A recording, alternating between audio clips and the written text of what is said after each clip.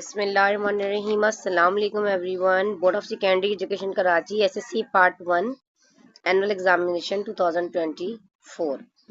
अच्छा जी, देखा जाए तो यहाँ पे हमारे पास एसएससी पार्ट 2 होना चाहिए, नॉट अ पार्ट 1। ठीक है, क्योंकि HSC part 1 and HSC part 2 जैसा कि है, थोड़ा सा देखें कितनी बड़ी मिस्टेक है यहाँ पे। ठीक है जी, तो एसएससी पार्ट 2 होना चाहिए क्योंकि मैट्रिक क्लास का जनरल का पेपर हुआ है। ठीक है जी, तो रियाजी पर्चा 2 जनरल ग्रुप का मैथमेटिक का पेपर अल्हम्दुलिल्लाह बहुत ज़बरदस्त आया। जो मैंने टारगेट पेपर में आप लोगों को क्वेश्चंस बताए, शॉर्टकट ट्रिक वाला एक टारगेट पेपर शेयर किया, तो अल्हम्दुलिल्लाह वो भी आपका 110% लगा। तमाम क्वेश्चंस वही मौजूद थे जो कि हमने अपने गेस्ट में भी आपको बताया। बेसिकली आज का मकसद आप लोगों को गाइड करना है और एमसीक्यूज को सॉल्व करवाना है कि आप लोग चेक कर लें कि आप लोगों के आंसर्स जो है वो ठीक है। आया जो क्वेश्चंस आप लोग कर आए हैं कि उसके आंसर्स यही हैं जो मैं आपको बताऊंगी, और मैं आपको बताऊंगी कि आखिर ये आंसर आया कैसे। फर्स्ट देख लीजिए, choose the correct answers of each of the given options. हमारे पास बेसिकली यहाँ पे क्वेश्चन दिया गया है जिसमें दोनों एक्सप्रेशंस का आपस में मल्टीप्लिकेशन का रिलेशन है। ठीक है, ये भी आपको समझ में आ रहा है यहाँ पर। अगर हम यहाँ पे एक काम और भी कर सकते हैं, अगर हम यहाँ पर इसकी स्क्वायरिंग कर लें, देखो ऐसे सिंपल तरीके से अगर मैं कह दूं 2 का स्क्वायर 4 है, ठीक है सिंपल, और ए का स्क्वायर, ए पर भी स्क्वायर है क्योंकि होल पर स्क्वायर है, और बी पर भी स्क्वायर है। ठीक है, अब सेकंड वाले ब्रैकेट को ओपन कर लो। यहाँ पे हमारे पास -3 है। आपको पता है कि ऊपर एक इवन नंबर मौजूद है। पावर अगर इवन होती है तो हमारा नेगेटिव वाला साइन जो है वो क्या होता है, पॉजिटिव हो जाता है। 3 का स्क्वायर हो जाएगा 9, ए पे भी स्क्वायर आ जाएगा और बी के ऊपर भी स्क्वायर आ जाएगा। अब हमने क्या किया, यहाँ पे होल स्क्वायरिंग को सॉल्व कर लिया है। अब हमें क्या करना है, आपस में मल्टीप्लाई करना है। आप सब जानते हैं जब मल्टीप्लिकेशन होती है तो मल्टीप्लाई करते वक्त हमें क्या करना होता है। अब 4 का टेबल जब आप 9 टाइम पढ़ोगे, 4 9s are 36। ठीक है जी, अब बच्चे उमूमन यहाँ पे कंफ्यूज करने के लिए इन्होंने जो दो आंसर्स दिए हैं आपको सी और डी में, बच्चे उमूमन यहाँ पे जो 9 है अंदर -9 रखेंगे, लेकिन जब होल स्क्वायर से वो 9 कैंसिल आउट हो जाएगा। तो इसीलिए जो हमारा राइट ऑप्शन है वो यहाँ पर क्या होगा, सी वाला होगा। कैसे, अब जब मल्टीप्लिकेशन होती है तो हमारे पास वेरिएबल्स की पावर भी क्या हो जाती है, ऐड हो जाती है। ए पर भी स्क्वायर है और इस वाले ए पर भी स्क्वायर है, तो ए के ऊपर पावर हो जाएगी 4। अब ये वाला बी स्क्वायर से मल्टीप्लाई होगा, दोनों के ऊपर पावर स्क्वायर है तो दोनों पावर ऐड हो जाएंगी। मल्टीप्लिकेशन में रूल है हमारे पास कि दो एक्सप्रेशन को जब आप मल्टीप्लाई करते हो वेरिएबल्स को, उनकी जो पावर होती है वो आपस में ऐड हो जाती है।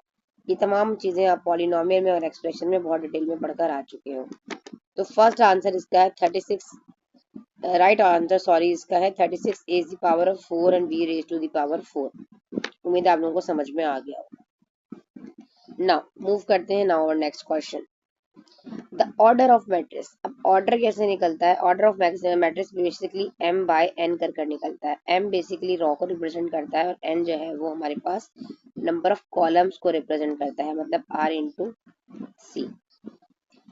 अब हमारे पास ये मैट्रिक्स दिया गया है, याद रखिएगा जो हमारे पास हमारी रॉज होती हैं वो इस तरीके से हॉरिजॉन्टल मूव करती हैं, r1 रॉ 1 और ये है r2। और अगर हम कॉलम की बात करें तो कॉलम जो है वो हमेशा हमारे पास जो है वर्टिकल रन करता है, तो कॉलम नंबर 1 और ये कॉलम नंबर 2। तो ऐसा मैट्रिक्स जिसमें नंबर ऑफ रॉज और नंबर ऑफ कॉलम जो है वो इक्वल हों। ठीक है, अच्छा वो कहानी बात की है, यहाँ पे सिर्फ इन्होंने पूछा कि ऑर्डर ऑफ मैट्रिक्स क्या है, 2 ही रॉज हैं और 2 ही कॉलम है। ठीक है, तो हमारे पास यहाँ पे 2 इंटू 2 है, 2 रॉज है और 2 ही कॉलम है। तो हमारे पास राइट ऑप्शन आ रहा है, फोर्थ वाला राइट ऑप्शन है। अगर वो इस तरह दे देता है ना 0 3 ऐसे, सिंपल एलिमेंट्स आ गए, रेक्टेंगुलर फॉर्म में आपके पास होते हैं मैट्रिक्स में, आपको पता है इसकी अरेंजमेंट ऐसे होती है। इसके एलिमेंट्स क्या है, बेसिकली हम एलिमेंट बात करते हैं नंबर्स को, बेसिकली रियल नंबर्स जो है ये एलिमेंट्स ही हैं। अगर मैं बात करूं इसकी तो आप कहोगे मिस ये R1 है, एक रो है और कॉलम जो है 2 है, column number 1 and column number 2। अगर मैं यूं कहूं 0 और 3 इस गिवन मैट्रिक्स का नंबर ऑफ रॉज और number of column, order of matrix क्या है। ऑर्डर ऑफ मैट्रिक्स निकालने का तरीका होता है कि रॉ को कॉलम से मल्टीप्लाई कर दिया जाए। आप कहोगे miss raw number 1, raw number 2 और कॉलम तो एक ही है। ठीक है, कॉलम एक है लेकिन रॉज जो है वो हमारे पास कितनी है, इसकी 2 है। इस तरीके से ऑर्डर ऑफ मैट्रिक्स निकलता है कि नंबर ऑफ रॉज को नंबर ऑफ कॉलम से आपस में मल्टीप्लाई करने से। क्लियर हो गया? ठीक है जी, इसका आंसर ये हो गया। आप लोग साथ टिक लगाते जाइए। ठीक है जी, इसका फर्स्ट वन, थर्ड वाला आंसर राइट। अब कहता है क्यूब ऑफ -3 है, -3 के ऊपर कह रहा है क्यूब लगा दो। क्यूब का मतलब है 3 का क्यूब हो गया 27। 3 इंटू 3 बच्चे क्या करते हैं, 3 3 से 9 कर देते हैं। बेटा क्यूब का मतलब पता है क्या होता है, जो पावर होती है, फॉर एग्जाम्पल अगर मैं 2 के ऊपर पावर 4 लगा दूं, फॉर एग्जाम्पल चलिए पहले इसको हम सॉल्व करते हैं फिर आपको बताते हैं। अब 3 का क्यूब तो हो गया 27 और ए के ऊपर भी क्यूब आ जाएगा, क्योंकि ऊपर जो है वो एक ऑड नंबर मौजूद है तो साइन आएगी माइनस की। तो थोड़ी देर पहले हमने क्वेश्चन नंबर 1 में डिस्कस किया कि अगर हमारे पास हमारी पावर जो है वो पॉजिटिव होती तो फिर हम, सॉरी इवन नंबर में होती तो हम नेगेटिव को पॉजिटिव कर दें। तो हमारे पास यहाँ पे राइट ऑप्शन हमारा ए है।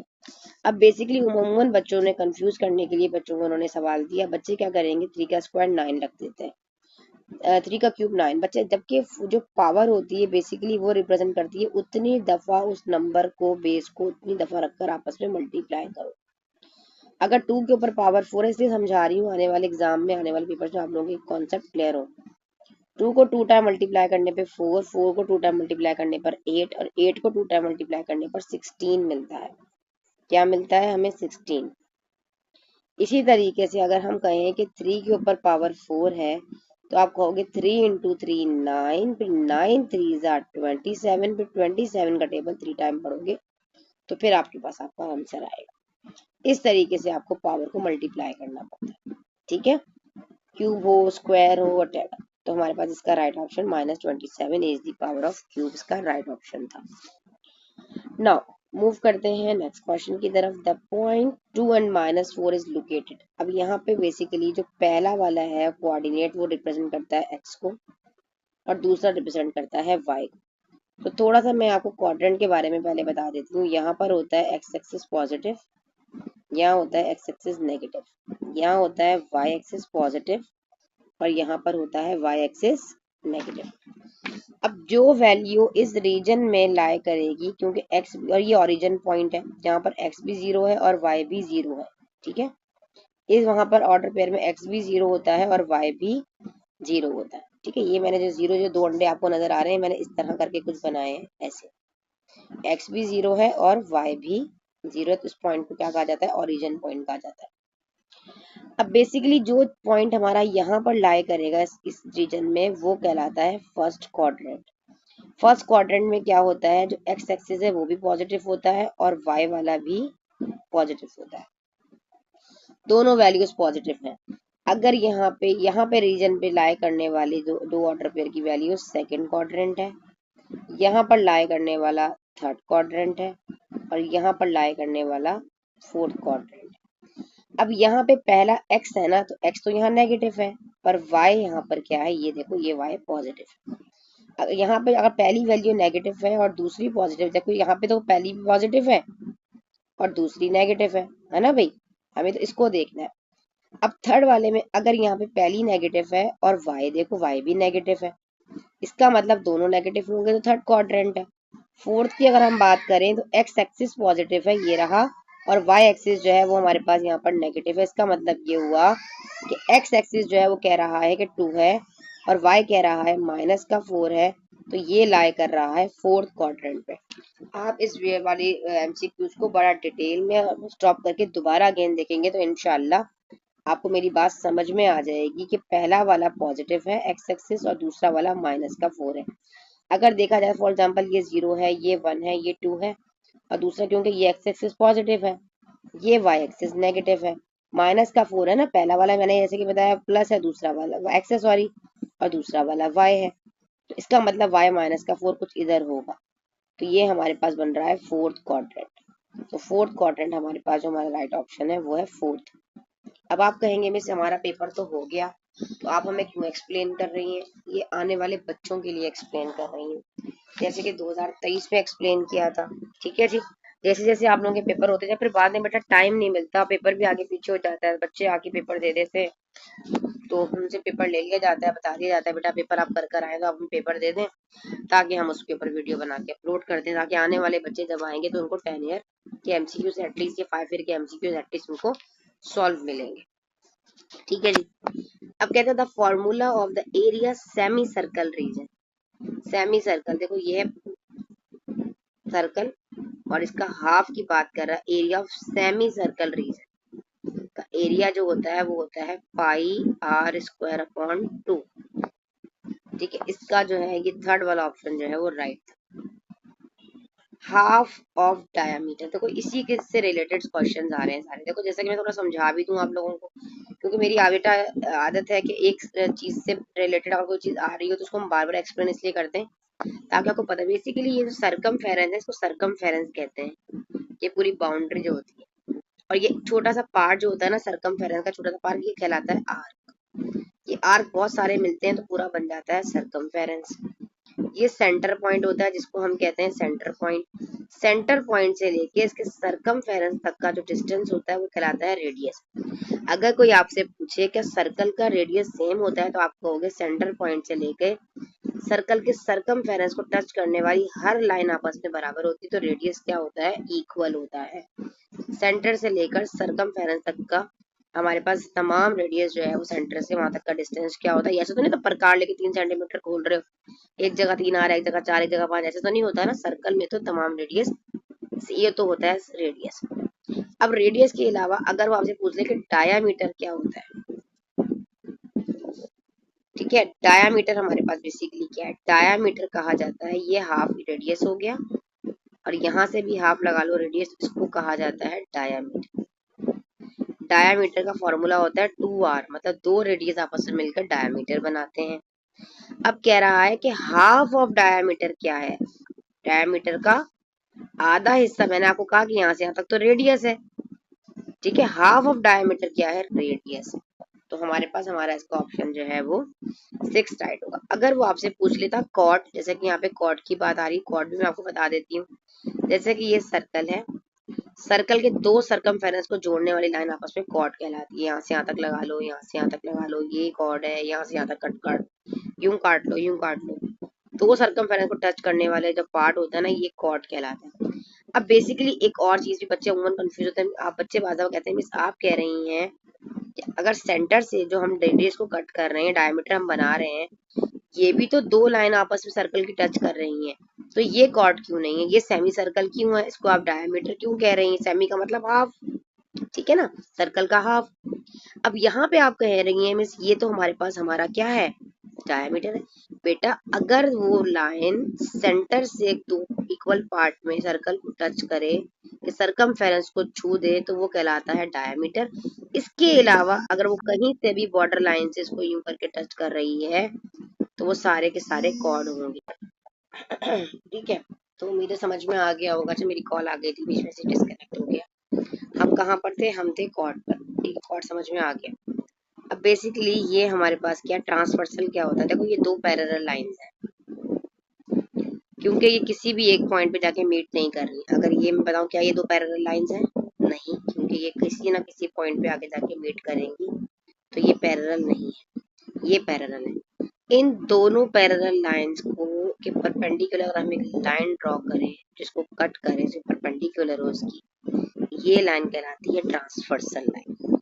ठीक है, तो उम्मन आप लोगों को छोटे छोटे पॉइंट साथ साथ जो आ रहे होते हैं मैं बता देती हूँ। According to Pythagoras theorem, Pythagoras theorem कहता है कि देखो राइट एंगल ट्राइंगल है, ये है 90 डिग्री, 90 डिग्री के जो सामने वाली अपोजिट साइड है ये बेसिकली कहलाती है हाइपोटेन्यूज, इसको एच कहा जाता है।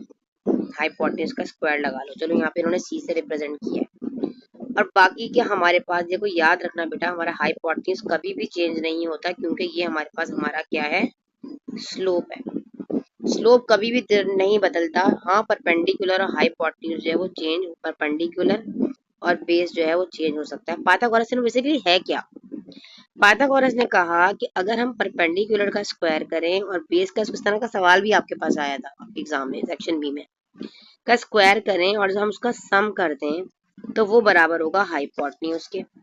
अब आप कहेंगे मिस आपने कहा ये राइट एंगल ट्राइंगल है, इसका ये हिस्सा 90 डिग्री है, ये वाला पार्ट 90 डिग्री है ना, तो इसके 90 डिग्री की जो अपोजिट साइड होगी वो कॉम्प्लीमेंट्री होगी। क्या होगी? कॉम्प्लीमेंट्री। अब आप कहेंगे मिस कॉम्प्लीमेंट्री क्या होता है? कॉम्प्लीमेंट्री एंगल वो एंगल होता है जिसका सम 90 डिग्री होता है। क्या? An angle which is sum 90 degree whose या चलें इस तरह समझा देती हूँ। फॉर एग्जांपल ये है 30 डिग्री, अगर एक साइड 30 है तो दूसरी क्या होगी हमारे पास जो है वो 30 होगी। मतलब एक का जो है वो 30 है तो दूसरा भी 60 होगा, क्योंकि मैंने कहा कॉम्प्लीमेंट्री एंगल का सम कितना है? 90 डिग्री है। ठीक है बेटा, तो हम कंटिन्यू करते हैं। अकॉर्डिंग टू पाइथागोरस, बेटा कोई ना कोई बच्चा कोई ना कोई सवाल पूछ लेता है फिर रिकॉर्डिंग स्टॉप हो जाती है। मैंने कहा कि लॉन्गेस्ट साइड जो है वो हमारे पास हाइपोटेन्यूज है, और हाइपोटेन्यूज कहता है कि इसका जो स्क्वायर है वो हमें परपेंडिकुलर स्क्वायर और बेस के स्क्वायर के इक्वल के, मतलब स्क्वायर लेने पे इसका सम करें और वो हाइपोटेन्यूज के इक्वल आना चाहिए। यहाँ पे इन्होंने सी से शो किया कि अगर ये सी स्क्वायर है, इसको ए स्क्वायर कर दो तो इसको बी स्क्वायर कर दो, तो ए का स्क्वायर प्लस बी का स्क्वायर बराबर किसके होगा? सी स्क्वायर के सम के इक्वल होगा। तो हमारे पास फर्स्ट वाला इसका राइट ऑप्शन है। ठीक है, ये वाला फर्स्ट वाला। और याद रखिएगा हमेशा जो कॉम्प्लीमेंट्री एंगल है उसका सम कितना है? 90। में आप लोगों को यही बात बता रही थी कि अगर एक एंगल 45 है तो दूसरा एंगल भी 45 होगा। अगर एक 60 है तो दूसरा वाला 30 होगा। ये 30 है तो दोनों 60 होंगे। तो याद रखना ये आपस में 90 डिग्री के अपोजिट साइड से स्कोप बन रहा है ना, दोनों आपस में क्या है? कॉम्प्लीमेंट्री एंगल्स हैं, क्योंकि इनका सम जो है वो क्या है? 90 डिग्री। ये चीजें याद रखें छोटी छोटी। आगे आ जाते हैं। आगे क्या कहता है? बेसिकली बड़ा आसान फॉर्मूला दिया हुआ है यहाँ पर, इन्होंने एक्सप्लेन कर थोड़ा सा आप इसको सॉल्व करना है। आंसर आपके पास हमें देखते नजर आ जाएगा कि इसका जो आंसर है वो ए स्क्वायर माइनस का बी स्क्वायर है। लेकिन कैसे? पहले आप एक काम करो, इस दोनों ब्रैकेट को सॉल्व करो। फैक्टराइजेशन के अकॉर्डिंग आपने किया होगा, जब एक स्क्वायर रूट ऑफ ए दूसरे स्क्वायर रूट ऑफ ए से मल्टीप्लाई होता है तो याद रखो दोनों को अगर हम एक ही ब्रैकेट में ले लें तो पेयर बनेगा, ब्रैकेट से बाहर आ जाएगा।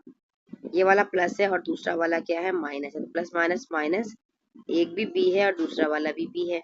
देखो दोनों जो है जब पेयर बनता है तो रूट से बाहर आ जाता है ना। अगर मैं एक का स्क्वायर करूँ तो फॉर एग्जाम्पल इसको ऐसे कर दूं, ए का स्क्वायर कर दूं और ऊपर रूट लगा दूं, यहाँ पे बी का स्क्वायर कर दूं या रूट लगा दूं, तो स्क्वायर रूट को काट देता है। तो हमें यहाँ क्या बच जाता है? हमें यहाँ पे बेसिकली बच जाता है ए माइनस का बी। अब ये वाला ए माइनस बी मिला हमें इसको सॉल्व करके, और यहाँ पे मिला मौजूद था ए प्लस बी। ये कौन सा फॉर्मूला है? अगर एक टर्म माइनस में हो एक टर्म प्लस में हो सेम हो तो फॉर्मूला होता है ए स्क्वायर माइनस का बी स्क्वायर। तो हमारे पास इसका राइट ऑप्शन जो है फर्स्ट वाला ही है। अच्छा आगे क्या कहता है? An angle of less than 90 degree, ऐसा जो है वो एंगल जो कि 90 से छोटा हो। देखो ये ना, ये 90 डिग्री है ना, ये वाला ये राइट एंगल है। अब इस जो है 90 डिग्री से क्या है? लेस है। 90 डिग्री से लेस देन है ना, लेस देन 90 डिग्री, तो वो कहलाता है एक्यूट एंगल। अगर वो 90 से बड़ा हो जाए, अगर ऐसे कह देता कि 90 से वो बड़ा है, ठीक है, लेकिन 180 से छोटा है, ठीक है, 180 से लेस है और 90 से बड़ा है, तो वो कहलाता है ऑब्ट्यूज। क्या कहलाता है? एग्जैक्ट राइट एंगल है 90 है, अगर वो कह दे कि बिल्कुल 90 डिग्री है तो वो कहलाएगा राइट एंगल। ये याद रखें काइंड्स एंगल्स की, ठीक है। अगर 90 डिग्री से छोटा है क्या है? लेस देन 90 डिग्री है तो वो एक्यूट है। अगर 90 डिग्री से बड़ा है और 180 से छोटा है तो वो ऑब्ट्यूज है। ऑब्ट्यूज लिख लो ये चीजें, ठीक है, ये एक्यूट है। A C U T, A C U T. और अगर एग्जैक्ट 90 डिग्री है तो वो क्या है? राइट है, राइट एंगल। और एग्जैक्ट 180 है तो स्ट्रेट एंगल, ठीक है, स्ट्रेट एंगल देख लीजिएगा सारी चीजें। चलिए आगे बढ़ते हैं। अब कहता है कि डिटर्मिनेंट निकाल दो। भाई सवाल का डिटर्मिनेंट कैसे निकलता है? ए डी माइनस का बी सी फॉर्मूला है, आपको पता है। क्रॉस कर दो, 6 5 30 और बी को सी से करो, क्योंकि ये ए है ये बी है, सेकंड के सी है और ये डी है, पता है ना एलिमेंट्स का आपको। 4 0 0 और फॉर्मूला का माइनस होता है, 30 में से 0 गया तो 30 ही बचा ना, तो फर्स्ट ऑप्शन इसका राइट है। अब आगे कहता है ए स्क्वायर माइनस बी स्क्वायर, एक टर्म देखो माइनस में है और एक प्लस में है, आपस में मल्टीप्लाई हो रहे हैं, देखने से पता चल जाएगा हमारे पास इसका आंसर जो है पावर क्या होती है? ऐड हो जाती है।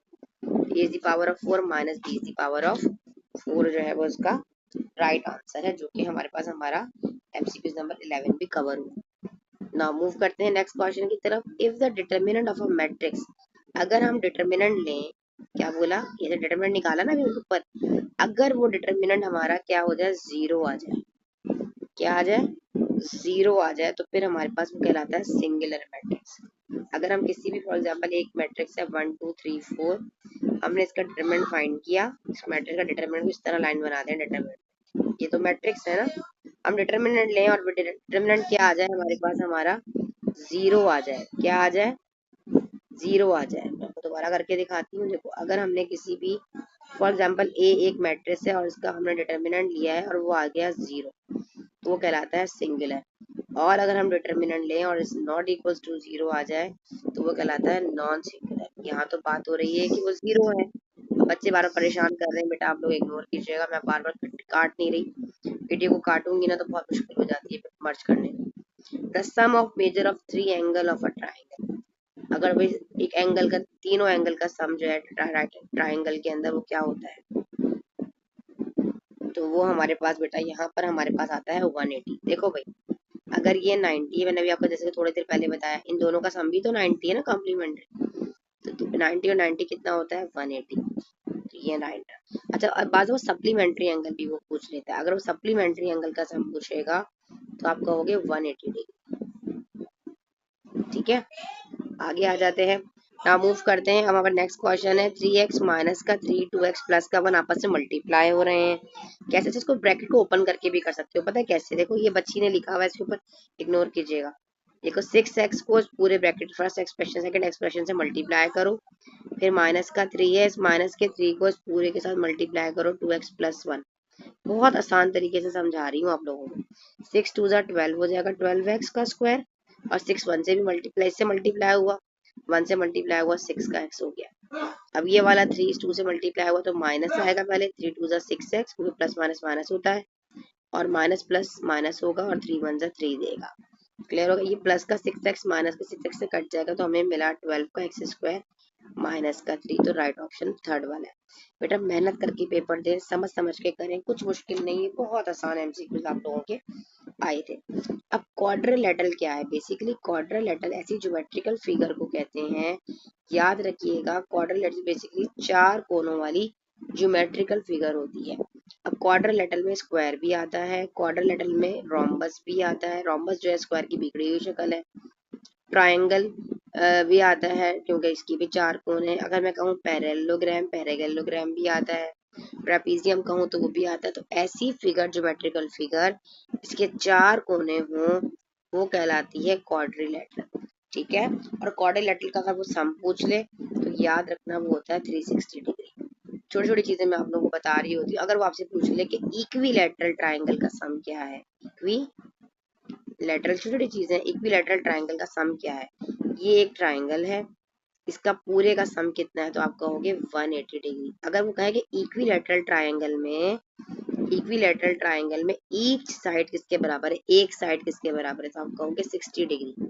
ये भी 60 है, ये भी 60 है, और ये भी 60, क्योंकि इक्विलैटरल ट्रायंगल में ईच साइड, एक साइड की जो है वो लेंथ, कुछ मैंने कोशिश की कि आप लोगों को उर्दू में एक्सप्लेन करूँ ताकि उर्दू मीडियम वाले बच्चों को प्रॉब्लम ना हो, कि 60 होता है, और तीनों इक्विलैटरल ट्रायंगल का जो सम है वो मिलाकर देखो 60 60 120 और 120 60 180। ठीक है, उन्होंने ये भी हमारे एमसीक्यूज कवर हो गए। आगे बढ़ते हैं, सेक्शन सी में करना था, देखिए ये वही सवाल जो गेस्ट पेपर में दिया, इस पे आपने a to b फाइंड करना था, यहाँ पे क्यूब का फॉर्मूला लगाना था, यहाँ पे भी स्क्वायरिंग का फॉर्मूला आना था। फिर यहाँ पे देखें हाइपोटेन्यूज वाला सवाल आ गया, बेस दी गई है राइट एंगल ट्रायंगल के अकॉर्डिंग, कहता है right angle triangles 8 centimetre respective and 6 centimetre पर find the length perpendicular find out करना है। ठीक है जी, अब यहाँ पे कह रहा है कि हाइपोटेन्यूज एंड बेस जो है वो हमारे पास गिवन है कि एक राइट एंगल ट्रायंगल है। ठीक है, इसका हाइपोटेन्यूज देखो अगर 8 है, और जो हमारे पास इसकी जो बेस है फॉर एग्जांपल 6 है, तो ये क्या होगा, फॉर्मूला आपको पता है कि हाइपोटेन्यूज परपेंडिकुलर का स्क्वायर, अभी थोड़ी देर पहले ऊपर पढ़ा, प्लस बेस का स्क्वायर है। ठीक है, ये 8 है, ये परपेंडिकुलर तुम फाइंड करना है, और बेस जो है वो कितना दिया गया है, इज इक्वल टू है, बेस जो है वो 6 दिया गया है, जिसको फाइंड करना होता है वो कहता है मुझे अकेला छोड़ दो। ठीक है, 8 का स्क्वायर 64 हो जाएगा, 6 का स्क्वायर 36 हो जाएगा, ये यहाँ से यहाँ आ जाएगा, माइनस करके आंसर आ जाएगा। ठीक है, तो समझ समझ के करा करें। कंस्ट्रक्शन दी गई है यहाँ पे 60 डिग्री बनाना, इवन अपने गेस्ट ने दिया इनवर्स फाइंड करना है या फॉर्मूला लगाना है। रेडियस क्या है, टेंजेंट क्या है, टेंजेंट देखो ये लाइन होती है जो इसके सरकमफेरेंस से पास होती है ऊपर से, ठीक है जी। रे एंड पॉइंट जिसका पता होता है, ये सारी चीजें आपको बताई गई हैं, ठीक है जी। लेकिन लॉन्ग भी फैक्टराइजेशन आ गए कि काफी, ठीक है जी। लॉन्ग देख लेते हैं, हमारे पास डिस्क्रिप्टिव में देख लीजिए फैक्टराइजेशन आई हुई है, आपने इसको जो है वो एनी फोर करने हैं, इसमें से भी डायमीटर देखिए आपके पास एक जो है थ्योरम आ गया है सर्कल का, ठीक है। फिर आपके पास ये देखिए साइमल्टेनियस इक्वेशन आ गई, ये ग्राफ बनाना था। फिर दूसरा वाला भी आपके पास जो है वो एंगल से रिलेटेड क्वेश्चन है। फिर वही जो मैंने आपको गैस में बताया, अल्हम्दुलिल्लाह ये फॉर्मूला आपने अप्लाई करते हुए इनको सॉल्व करना है। अल्हम्दुलिल्लाह 110% आपका वही टारगेट पेपर लगा जो मैंने आप लोगों को बताया। अल्हम्दुलिल्लाह अगर आप लोग उसको देखें फॉलो करेंगे तो इंशाल्लाह अज़्ज़ वजल आपका पेपर इसके अकॉर्डिंग अल्हम्दुलिल्लाह इतना ज़बरदस्त मैंने आप लोगों को गाइड किया था। तो जो न्यू स्टूडेंट्स भी हमारे सेशन में एनरोल होना चाहते हैं और चाहते हैं कि हम उनको मैथमेटिक्स पढ़ाएं, तो वो एनरोल हो सकते हैं। हमारे ग्रुप की फीस है 2000 रुपीज़ पर मंथ चार्जेस हैं। इंशाल्लाह जो है वो 3 to 4 मंथ का हमारा सेशन होता है। और अगर आप लोग एनरोल होना चाहेंगे तो बता दीजिएगा। जो बच्चे न्यू देख रहे हैं इंशाल्लाह उनको ऐड कर लिया जाएगा। जज़ाकल्लाह।